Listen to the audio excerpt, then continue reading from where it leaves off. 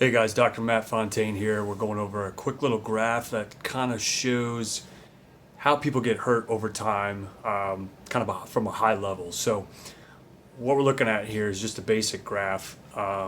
This top line here represents your capacity at full health, okay?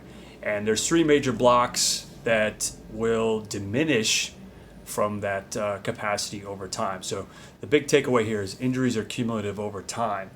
And the first block we're going to look at is anatomic deficit. Now what that means is if you have some arthritis in a joint, maybe you have some partial tearing, you could have a meniscal tear in the knee, a labral tear in the hip, a rotator cuff tear in the shoulder, or a labral tear, a disc injury in the back. That creates an anatomical deficit, and a lot of times those anatomic deficits are irreducible, meaning a torn rotator cuff is irreducible until we do surgery or maybe some regenerative stuff. So the second block is looking at fuel, sleep, stress, and recovery.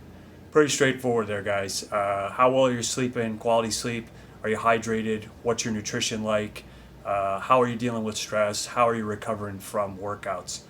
All of these things in the box can be dealt with adequately to shrink that box, or if we're not handling those well, that box becomes bigger, and these blocks take away from our capacity, which basically lowers our threshold to be able to handle day-to-day activities and including sport. Functional diagnosis, these are things like how well do you move? Do you have restricted joint movement? Things of that nature. Do you have scar tissue? And looking down here, scar tissue develops basically due to repetitive motion. So we start to have tightness in the muscle, creates friction, pressure, and tension over time.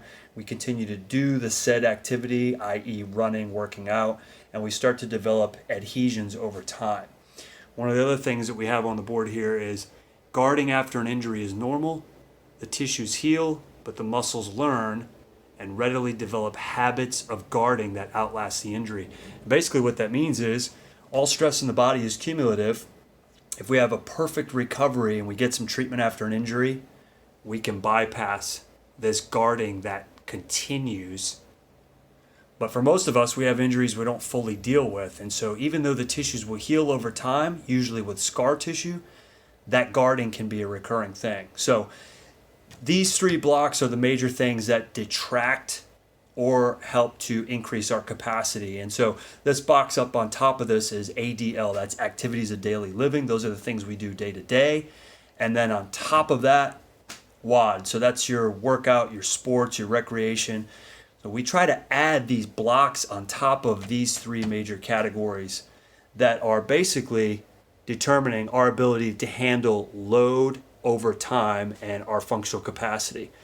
So this is a very basic of how people get injured over time and or how well are they recovering. Just a real high level view, and thanks for watching. We'll see you on the next video. Take care.